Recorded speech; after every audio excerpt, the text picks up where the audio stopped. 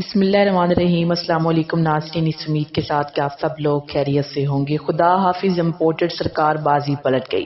General Asim Munir نے control اپنے ہاتھ لے لیا، سعودی عرب نے بھی گرین سگنل دے دیا، شریفوں کی ساری تجربہ کاری نکل گئی، کپتان نے زمان پاک نئی ذمہ داریاں دے دی۔ ویڈیو کی تفصیل میں جانے سے پہلے آپ ہمارے چینل کو سبسکرائب کریں، ویڈیو کو لائک کریں اور کامنٹس باکس میں اپنی قیمتی رائے ضرور آگاہ کریں۔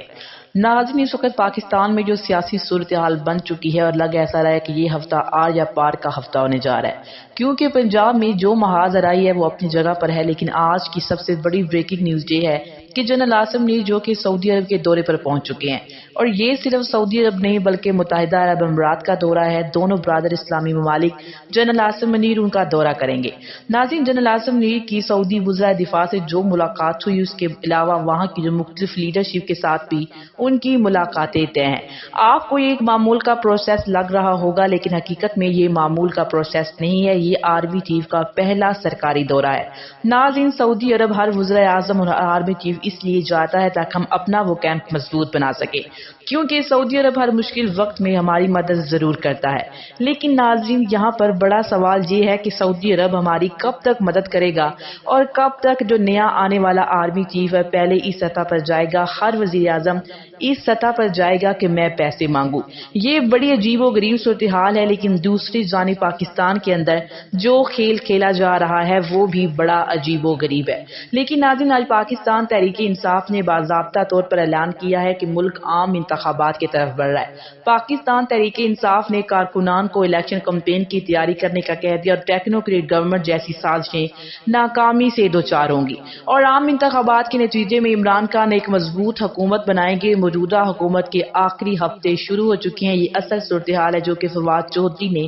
بیان کی ہے۔ دوسری جانب ناظرین، پنجاب کے وزیر اعلیٰ نے چونکہ اعتماد کا ووٹ لینا ہے، پاکستان تحریک انصاف کے ذرائع کے مطابق وہ 9 جنوری کو اعتماد کا ووٹ لینا چاہتے ہیں۔ عمران خان نے کل بھی اجلاس کیا، لیڈرشپ کو مختلف ٹاسک دیے گئے اور آج بھی عمران خان نے لیڈرشپ کو بلایا، اور اس ضمن میں زبان پاک میں سینئر لیڈرشپ کو جو ٹاسک دیے گئے تھے اس میں کہ کتنی کامیابی حاصل ہوئی ہے، اس پر وہ ان کو اعتماد ملیں گے۔ دوسری جانب ناظرین، پاکستان تحریک انصاف اور کاف لیگ نے MWM کے جو مسلمین ہیں ان سے رابطہ کر لیا ہے۔ 2014 سے وہ پاکستان تحریک انصاف کے اتحادی ہیں اور ان سے کہا گیا کہ اعتماد نہ توڑے، اور سیدہ زہرا نقوی ناظرین جو کچھ بھی انہوں نے کہا کہ وہ ووٹ نہیں دیں گی، تو اسی ضمن میں میاں اسلم اقبال اور مونس لائی پر مشتمل 2 رکنی کمیٹی بنا لی گئی ہے تاکہ کسی بھی طرح سے کر کے لوگوں کو منایا جا سکے۔ اور دوسری جانب مومنہ وحید جو کہ مخصوص نشست کے اوپر آئی اور وہ بھی نہیں ہے، تو عمران خان نے کہا ہے کہ ایک تو ان کے ساتھ رابطے بحال کیے جائیں اور ان کو ایک جگہ پر اکٹھا کیا جائے تاکہ جو شکوک و شبہات ہیں وہ دور کیے جا سکے،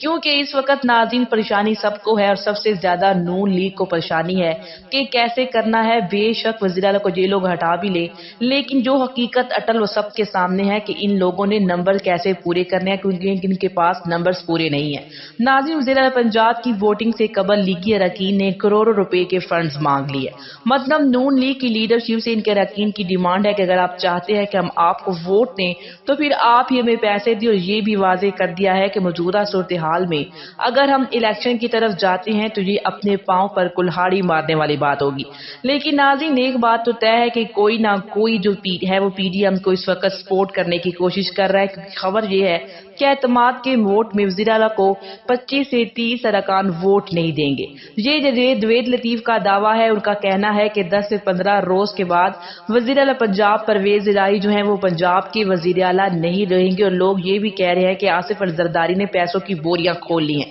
جبکہ ناظرین معاملہ یہاں پر پیسوں کا نہیں ہے بلکہ اصل سپورٹ ہے طاقتوروں کی کو کس کو حاصل ہے۔ تو ناظرین، PDM کے ترجمان کا کہنا ہے کہ پرویز الہی اعتماد کا ووٹ لے یا نہ لے لیکن وہ وزیر اعلیٰ پنجاب نہیں رہیں گے۔ لیکن ناظرین، مطلب طے ہو چکا ہے کہ کچھ بھی ہو جائے کہ پرویز الہی کو پنجاب کا وزیر اعلیٰ نہیں رہنے دینا۔ مقصد عمران خان کو گھیرنا ہے، جبکہ عمران خان کو کوئی فرق نہیں پڑتا۔ اور ناظرین، ایک جانب تو یہ صورتحال ہے، جبکہ دوسری جانب عمران خان کا ممنوعہ فنڈنگ کا جو کیس ہے اس کے اندر عمران خان کی عبوری ضمانت میں توسیع کر دی گئی ہے مہینے کے آخر تک، لیکن عمران خان نے کہا ہے کوئی زمان پاک کوئی بھی آفیسر آ کر اگر تفتیش کر سکتا ہے، جس پر عدالت نے منع کیا ہے کہ گھر پر تفتیش نہیں ہو سکتی۔ عمران خان آئندہ پیشی پر حاضر ہوں ورنہ ان کی عبوری ضمانت واپس لے لی جائے گی اور گرفتاری کا امکان بھی پیدا ہو سکتا ہے۔ دوسری جانب ناظرین، آصف الزرداری نے بیان دیا ہے کہ بلاول بھٹو پاکستان کو دنیا کے ترقی یافتہ ممالک میں شامل کریں گے، لیکن یہ کسی کو نہیں پتا کہ یہ کیسے کریں گے۔ بلاول بھٹو نے سندھ کو جتنا ترقی یافتہ بنا دیا ہے وہ آپ سب کے سامنے ہے۔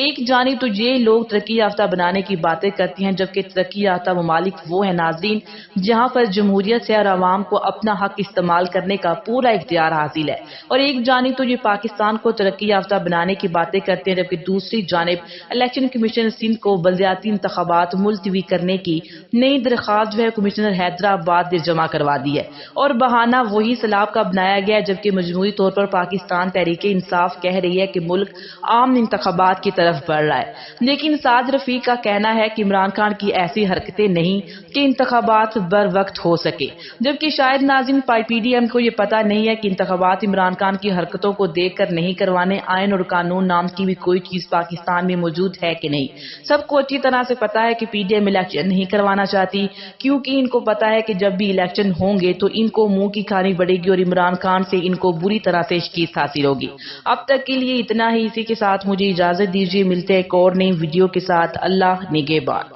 اللہ نگہبان۔